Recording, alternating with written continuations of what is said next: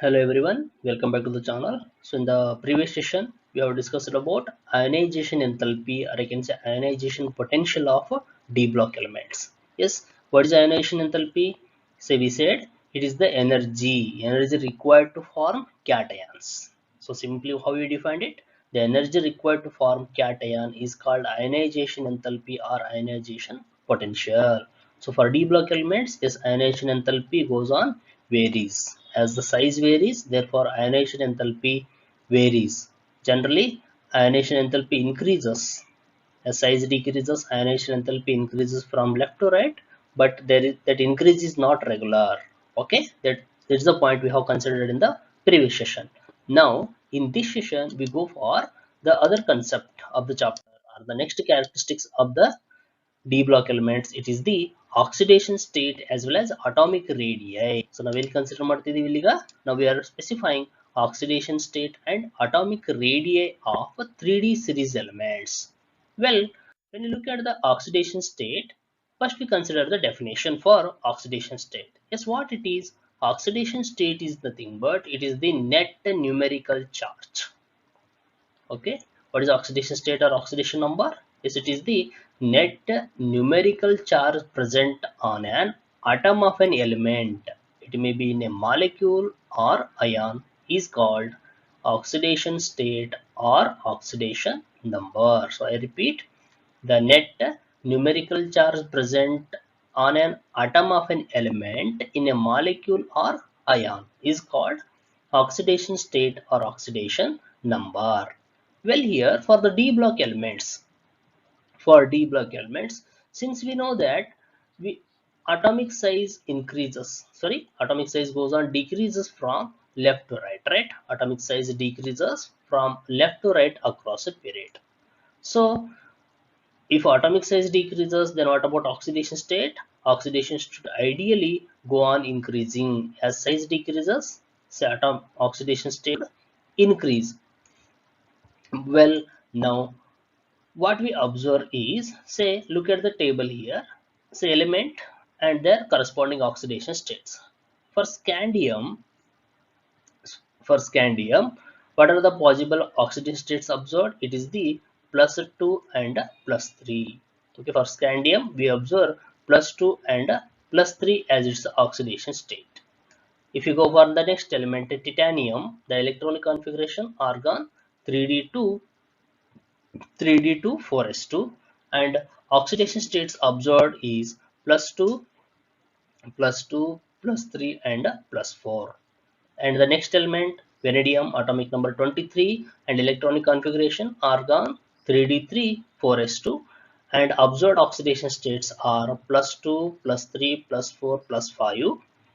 Then coming to the next, chromium, say here expected electronic configuration, expected will be argon.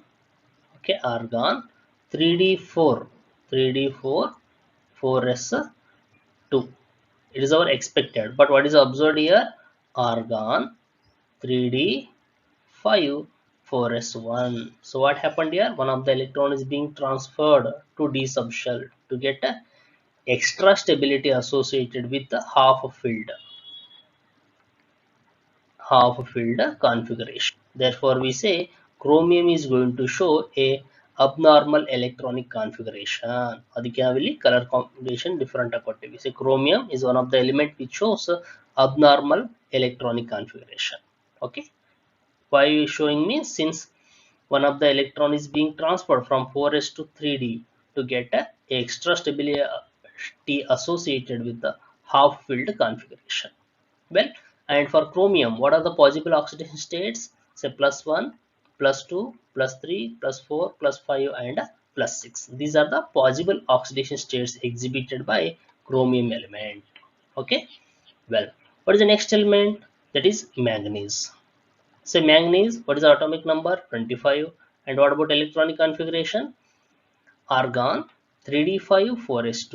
Argon 3d5 4s2 is the electronic configuration. And when you look at their oxidation states, say +2, +3, +4, +5, +6 and +7. Say among these now till manganese, which is going to show maximum oxidation state? +7. That is manganese. Scandium maximum +3, titanium +4, vanadium +5, chromium maximum highest oxidation state +6. Yes, it's the manganese is going to show +7 oxidation state till. Okay, well, we look for the other elements also. Next one, iron, atomic number 26 and electronic configuration argon 3d6 4s2, and oxidation states includes say +2, +3, +4, +5, +6. Next element, cobalt, atomic number 27 and electronic configuration argon 3d7 4s2, and its possible oxidation states +2, +3, +4 and +5. Okay. Next one, nickel, atomic number 28, argon 3d8 4s2, and oxidation states +2, +3, +4. Then copper again. Copper here, even for copper also, our expected electronic configuration is argon 3d, okay, 3d9 4s2 is the expected one. But what is observed? Argon 3d10 4s1. So again here also what happened? One of the electron is transferred from 4s to 3d, so that is going to get extra stability associated with the completely filled configuration. Therefore, even copper also shows a abnormal electronic configuration. So chromium and copper, they are showing a unexpected electronic configuration, or you can say abnormal electronic configuration. So what is the reason for this? Since chromium, in case of chromium, when one electron is transferred from 4s to 3d, is going to get a half filled configuration, which is more stable. And in case of copper, when one electron is transferred from 4s to 3d, is going to get a completely filled configuration, which is also stable. Therefore, these two elements from 3d series, they show abnormal electronic configuration. Okay, well, and for copper, what are the possible oxidation states? +1 and +2. And the last element, that is zinc. Say zinc, argon 3d10 4s2, zinc is going to show +2 oxidation state, which means is not going to show a variable oxidation state. So what it mean, variable oxidation state? So variable oxidation state. Variable oxidation state means if it shows more than one type of oxidation state. If any element shows or exhibit more than one type of oxidation state, then we say variable oxidation state. Say from scandium to copper, all are going to show variable oxidation states. But for scandium +2 +3, titanium +2 +3 +4, as like say copper +1 +2, all elements are going to show variable oxidation state except zinc. So zinc is going to show only one oxidation state, that is Zn2+. Okay, well, so it is the observed oxidation states of all these 3d series elements. So well, what we can see here, and say the most commonly shown oxidation states. Say what are the most commonly shown oxidation states here? So when you look at the chart, say +3 is +3 is shown by most of the elements, +4 is shown by elements, +6. Say scandium, what is the common oxidation state? The most common oxidation state for scandium, it is the +3. Titanium, okay, commonly observed oxidation state +4. Okay, then as like vanadium +5, chromium +3 and +6, manganese +7, iron +2 +3, and for cobalt +2 +3, and copper, okay, so sorry, nickel +2, and copper +1, zinc +2. So these are the most commonly shown oxidation state by these individual elements. Yes, for scandium, possible oxidation states are +2 and +3. And what is the common oxidation state? +3 is the common oxidation state for scandium. Similarly, for titanium, possibilities +2, +3 and +4. But what is the common? +4 is the common for titanium. As like for all elements, we have specified the common oxidation states exhibited by those individual elements. Well, now if we consider what is the reason for this variable oxidation state. So if I consider, when you look at the oxidation states, is most of the elements except zinc, all are going to show variable oxidation state. Yes, what is the cause, or I can say what is the reason for that variable oxidation state? Yes, so it is because when you look at the energy gap, okay, when energy gap between what? Energy gap between Ns and N minus 1 d sub shell. Say general reason is the small energy gap between Ns and N minus 1 d sub shell. When energy gap is less, what happens? Electrons from Ns also removed, and electrons from N minus 1d orbital is also removed or involved in oxidation process. Therefore, they show a variable oxidation state. So what is the reason here? The general reason is since the small energy gap between Ns and N minus 1 d subshell, it results into variable oxidation state. Well, now in case of 3D series, if we consider that energy gap, what is that energy gap means? Say energy level 1s, 2s, 2p, we consider 1s, 2s, 2p, 3s, 3p, 3d, 4s, 4p, 4d as like shells and subshells we can analyze here. So, if we consider these subshells, how we are rating these shells are arranged in accordance to above principle. So, all the orbitals are arranged in the increasing order of the energies. Well, now if you found the energy gap between 4s and 3d, energy gap between 4s and 3d, say that energy gap is very small. The energy gap between 4s and 3d orbital is very small, which means say on comparison, if you compare with the 1s and 2s, first and second, 1s and 2s, is there is a large gap, but 4s and 3d there is a very small gap exists. So energy gap between 4s and 3d is very small, that is small energy difference. And if I compare with the 1s and 2s, there is a large energy difference exists. So when energy gap is less, what happens? The electrons can be easily removed from both the orbitals, that is 4s as well as 3d. Hence energy gap is less, therefore electrons from 4s and 3d will be removed during oxidation process. Okay, but not, it is not so with respect to 1s and 2s. Okay, therefore we say why it is showing variable oxidation state means since the energy gap between Ns and N minus 1 d orbital is very less. And similarly, if you go for manganese is going to show a maximum of +7 oxidation state, right? Yes, it is because the number of unpaired electrons goes on increasing up to manganese and then decreases due to pairing of electrons in 3D subshell. Well, and for manganese, what we say is going to show even a +7 oxidation state, which means all the electrons from its valence shell will be removed. So that is going to show a +7 oxidation state. Well, now if you observe again, so from this table we can deduce the formula for minimum as well as maximum oxidation states for an element. Say for minimum oxidation state, okay, just understand this.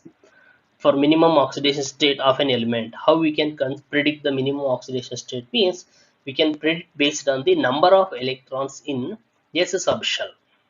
Okay, number of electrons present in S subshell, which gives the minimum oxidation state. And what about maximum oxidation state? It is the number of unpaired electrons in D subshell. I repeat, number of unpaired electrons in D subshell. What I am specifying, number of unpaired electrons in D subshell plus number of electrons in S subshell. Okay, so please remember, for any element, how to consider or how to predict the minimum and maximum oxidation state means, say for this D block element, minimum oxidation state will be, it is the number of electrons in S subshell, and maximum oxidation state will be number of unpaired electrons in D subshell plus number of electrons in S subshell. Okay, well, now we analyze this, we verify that formula. So for scandium, what we are saying, its atomic number 21 and electronic configuration argon 3d1 4s2. Now if we consider the electronic configuration, 4s there are 2 electrons, and okay, 3d there is 1 electron. So what would be its minimum oxidation state? We said number of electrons in s subshell. Yes, how many electrons? 2 electrons, therefore I consider plus 2. And what about maximum oxidation state? Say number of electrons in s subshell plus number of unpaired electrons in d subshell. So 2 plus 1, so maximum plus 3. You got it? Well, similarly, if you go for titanium, argon 3d2 4s2, consider the electron, 2 electrons in 3d and 2 electrons in 4s. So plus 2 plus 3 plus 4. These are the possible oxidation states. Then vanadium 3d3 4s2, say s2 electron, and 3d there are unpaired electrons. So plus 2 plus 3 plus 4 and plus 5 possible oxidation states. For chromium, so look at the electronic configuration, 3d5 4s1. For in d subshell there are how many electrons? 5 unpaired electrons. Okay, in d subshell there are 5 unpaired electrons present.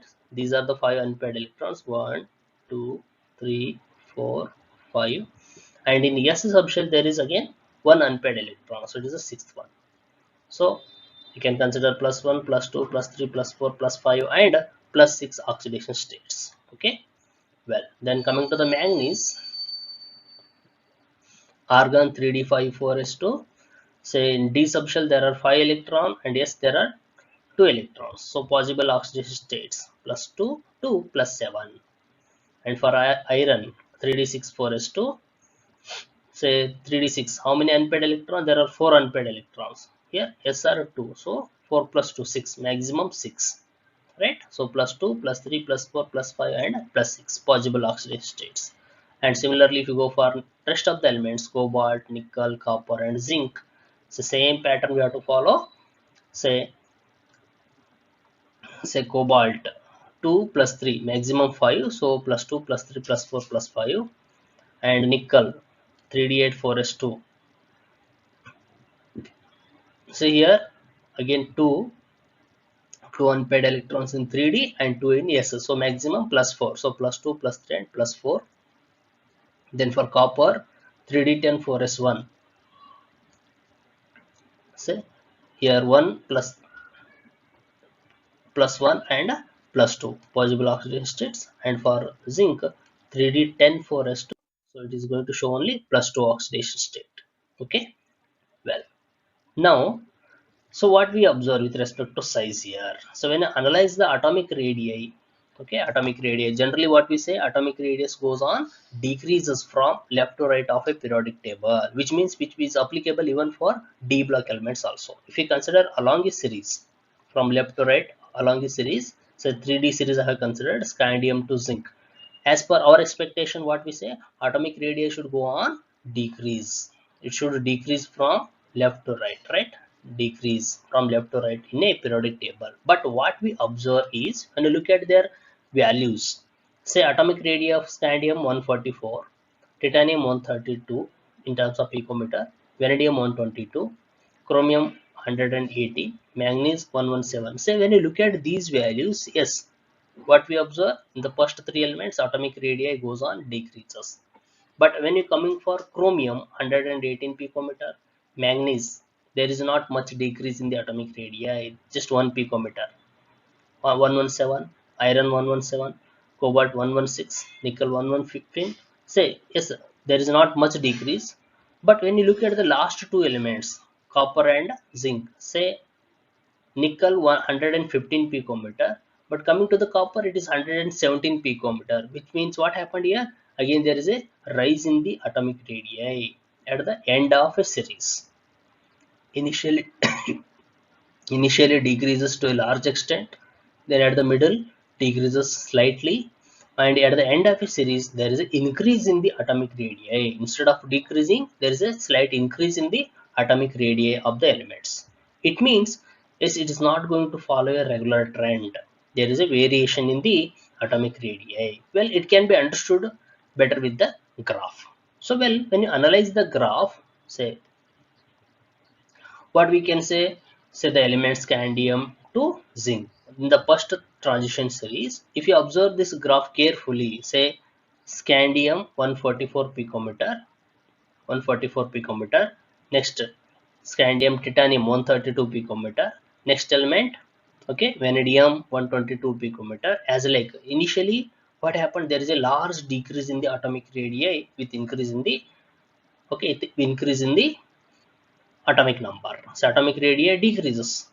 So graphically we can see this decrease in the atomic radii. But when I come to the middle, okay, chromium, manganese, iron, cobalt, nickel, copper and zinc. Say from chromium, manganese, iron, cobalt, nickel, copper and zinc. So when you analyze these elements from chromium to nickel, what happened? There is not much decrease. There is a slight decrease in the, atomic radii. Okay. So initially what happened? Atomic size decreases due to added electron. Added electron which increases the nuclear charge. So initially what happened? Added electron goes to n-1 d subshell. Nuclear charge increases. Okay, nuclear charge also increases, therefore atomic radii goes on decreases. So initially what we observe, there is a large decrease in the atomic radii due to increase in the nuclear charge. But from, so at the middle, say scandium, titanium, vanadium, chromium, manganese, iron, cobalt, nickel, copper and zinc. These are the values, corresponding values of the element. So when you analyze the atomic radii from chromium, manganese, iron, cobalt, nickel, so for these values, say there is not much decrease. Why it remains constant, almost remains constant, means it is because the nuclear charge is balanced by what? Screening effect. Okay, the nuclear charge is, okay, compensated by, or you can say balanced by screening effect. Therefore at the middle of a series, what happens? The atomic radii almost remains unchanged, or you can say almost remains same. So you might have get the question here, why atomic radii remains almost unchanged or remains same in the middle of a series. It is because the nuclear charge is balanced by screening effect. Okay, well, now further, if you look at the end of a series, what happened with copper and zinc? So 117 picometer, and for zinc it is 125 picometer. So at the end of each series, not necessarily 3D, even in case of 4D, 5D and 6D series, okay, at the end of a series what happens? Okay, atomic radii increases slightly. Yes, what is the reason here? It is because the repulsive force of added electron increases. Hence, orbitals slightly expand, therefore size increases. So, at the end of each series, there is a slight increase in the atomic and ionic radii. Reason? Since due to repulsions among the added electron. As number of electrons are more, therefore there exists a repulsive force among the electron. Due to that repulsion, that orbital slightly expand, therefore size increases. It is regarding variation of atomic radii of these 3D series elements are generally that D block elements. Well, now coming to the MCQs. First one, which one of the following does not show variable valency, or that is variable oxidation state? Manganese, iron, zinc and chromium. So what is the answer? Zinc. So it's going to show only +2 oxidation state. Well, okay. Next question. So the atomic size increases towards the end of each series. Okay. Option A, because of repulsive force. Option B, magnetic moment increases. Option C, ionization energy. And option D, none. Yes, why atomic size increases at the end of a series? It is because of repulsive forces among the added electron. Okay, well, next question. The most common oxidation state shown by 3D series is +1, +2, +3 and +4. So what is the most commonly shown oxidation state? It is the plus 2. Okay. Next, which element have abnormal electronic configuration? Chromium and copper, scandium and titanium, vanadium and iron, manganese and cobalt. Yes, which pair? Chromium and copper, they show abnormal electronic configuration. I already mentioned that chromium is, after transferring one electron from 4s to 3d, is going to get what? Is going to get a d5 configuration, and copper is going to get a d10 configuration, that is half filled and a completely filled configuration. So which are more stable, therefore they show abnormal electronic configuration. So option A is correct here. Well, the next one, the atomic size of d block elements remains constant for some elements. At the middle, what happens? Size remains constant. So because the nuclear charge is balanced by a screening effect.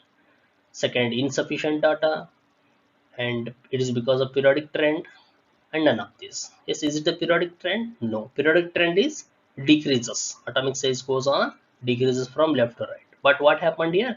It almost remains same. It is because the nuclear charge is balanced by screening effect. Okay. Well, so with this, I'm going to conclude about this session. Again, in the next session, we go for other part of the chapter. Okay. Thank you. Be safe.